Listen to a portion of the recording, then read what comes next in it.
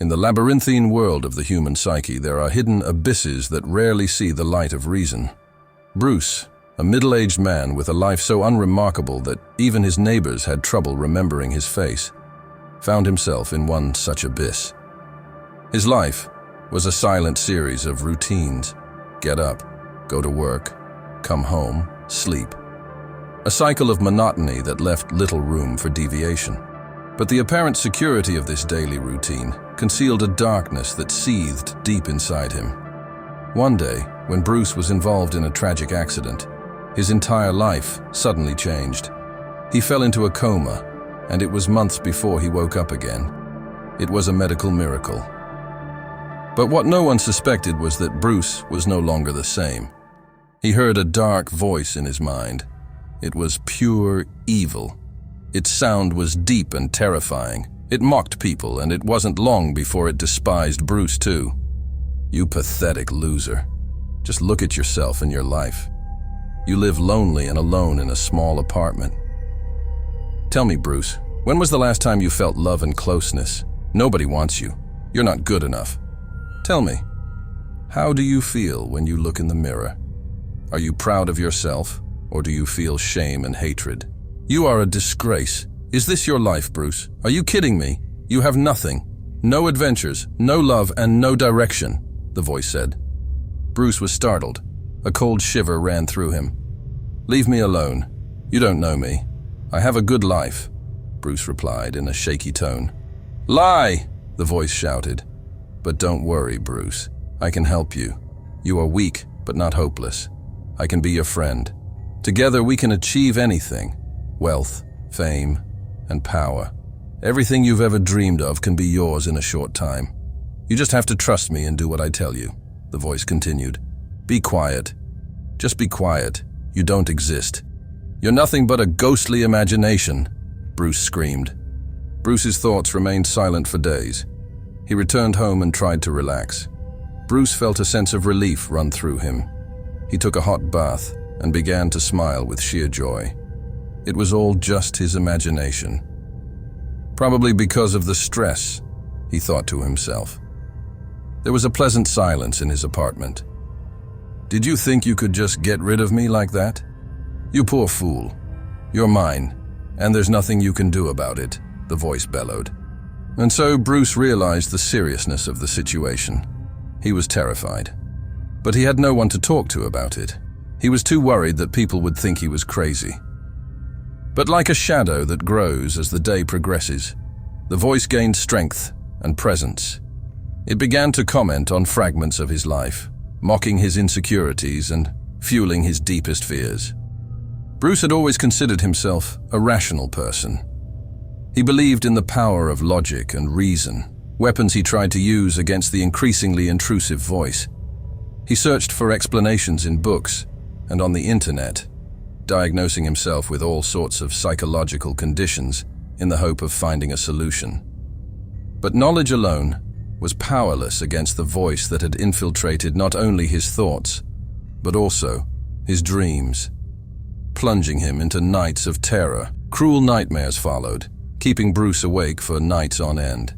He was so tired that he felt like he was sleepwalking in everyday life. He wasn't sure whether everything around him was real or just his imagination. When the voice began to give him orders, Bruce fought it with all his might. The initial demands were harmless, almost childish, but they quickly escalated into darker, more violent ideas. Bruce felt like he was starring in a movie whose script was written by an insane author whose only desire was to sow chaos and destruction. The change in Bruce did not go unnoticed. Colleagues who had previously appreciated him for his quiet, reliable manner began to notice his increasing absence and his tired, often distraught eyes.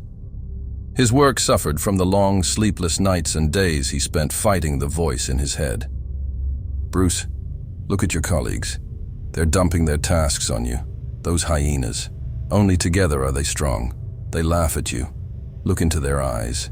Do you not recognize how they judge you? How can you just ignore it? Aren't you tired of being treated like a second-class human being? Said the voice. Please, be quiet, I beg you. They're good people, and they've helped me a lot, Bruce replied. Is that so?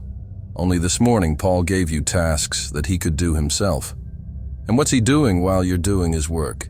He's chatting with the others and drinking coffee after coffee. Isn't that how it is, Bruce?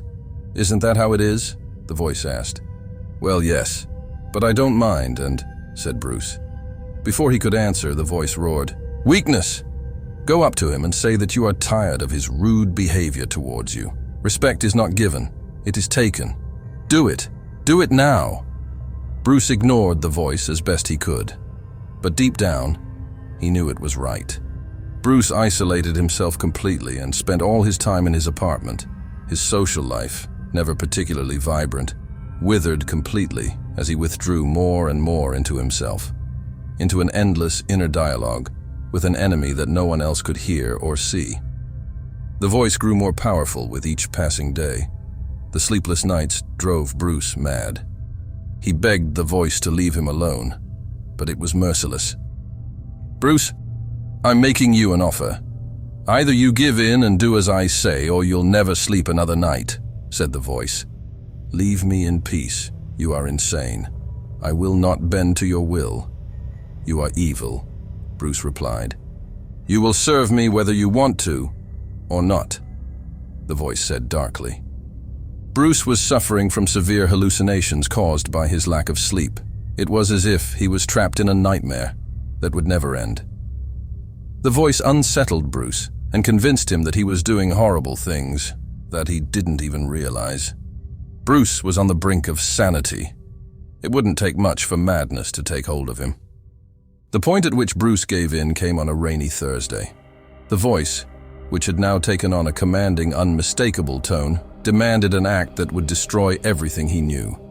His resistance, which had long withstood the onslaught like a crumbling wall, collapsed. It was as if he had lost himself, as if the last spark of his will had gone out and given way to darkness.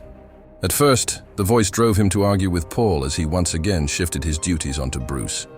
Bruce stood up in front of Paul and said, Hey Paul, I'm sick of you treating me like shit. The tasks you keep giving me are actually meant for you. While I sit there like a fool and do double the work, I see you talking to the others. I'm happy to help when I can, but don't you dare mistake my kindness for weakness again and just take advantage of me. That ends now, Bruce said angrily. It felt unusually liberating. He was afraid, but he gained new respect for himself. It went against his shy nature to stand up for himself and not shy away from confrontation. Paul stared at him with wide eyes. Who do you think you're talking to? I'm your superior, and when I say you have to do something, you do it without questioning it. Do you understand me? Now make sure you get out of here and get on with your work, Paul replied. Don't give in now, Bruce. Break the chains of weakness and earn your respect. Punch that arrogant bastard in the face, the voice demanded. Bruce obeyed, and Paul fell to the ground with a well-aimed punch. He looked at Bruce, speechless and in pure horror. Bruce stormed out of the office. Pure adrenaline coursed through his body. For the first time, he felt a freedom he had never known before. Bruce felt himself becoming more confident and braver. Perhaps this voice was an ally or even a mentor after all, Bruce thought. The voice's means are horrible, but was its intention good? Bruce asked himself this question and slowly began to see the voice as a blessing rather than a curse. The voice moved him to go beyond his limits. Bruce approached women in the bar. Other men showed him more respect, and no one treated him badly anymore. Everything seemed to be going perfectly, but the voice wanted to gain more and more power. Intense inner conflicts began again when the voice's demands exceeded all limits. It ordered him to rob a bank. At first, Bruce refused, but the voice used its cruel methods to mentally break its victim. It wasn't long until the voice got its way. Driven by pure hopelessness, Bruce got himself a gun and did as the voice said. He stormed the building and looked into the faces of the people. They were absolutely terrified as Bruce pointed his gun at them. "Everyone on the ground! This is a robbery!" he shouted and fired a shot into the air. But there was a man in the bank who drew his gun and pointed it at Bruce. Both men were aiming at each other. He told Bruce to put the gun on the ground and raise his hands. It was an incredibly tense situation. Suddenly the voice rang out. "We had an agreement, Bruce. Do what I tell you. Pull the trigger and don't hesitate. Remember the past sleepless weeks? If you give in now, I'll become your worst nightmare. You don't want that, do you?" "No. Please, I can't stand it any longer," said Bruce. "Well, then you know what to do. It's either you or him. Otherwise, they'll let you rot in prison. Pull the trigger," the voice ordered. And suddenly there was a loud bang. Shortly afterwards, the panicked screams of the people followed. Bruce fled from the bank without taking the money with him. He threw up on the side of the road. The voice laughed in his mind in an unbelievably evil way. "I didn't think you'd do this. You are a murderer, a cold-blooded and merciless murderer," it said mockingly. But Bruce couldn't answer. He was beside himself. His world was falling apart. He hoped that all this was just a dark dream, but he realized that it wasn't. It was too late. The voice had now completely taken control of him. He was nothing more than a servant of evil. The acts that followed were so horrific that they shook not only the community in which he lived, but also the national news landscape. Bruce, the quiet, unassuming man, became the focus of a hunt that was followed with breathless attention, both in the real world and in the darkest corners of the internet.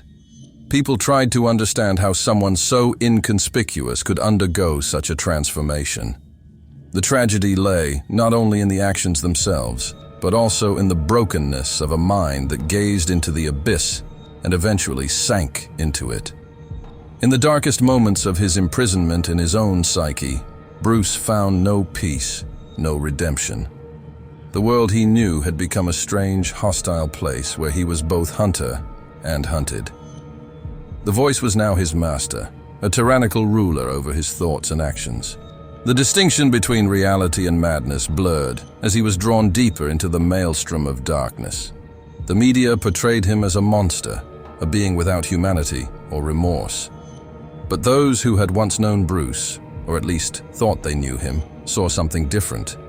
They saw the tragedy of a man defeated in a battle against his inner demons, a battle so personal and desperate that no one but Bruce could ever understand its true depth.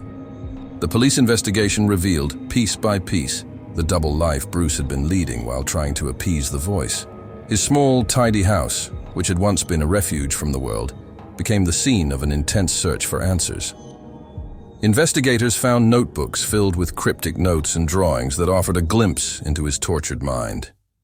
Each page was a desperate attempt to organize the thoughts that overwhelmed him and perhaps find a way to silence the voice.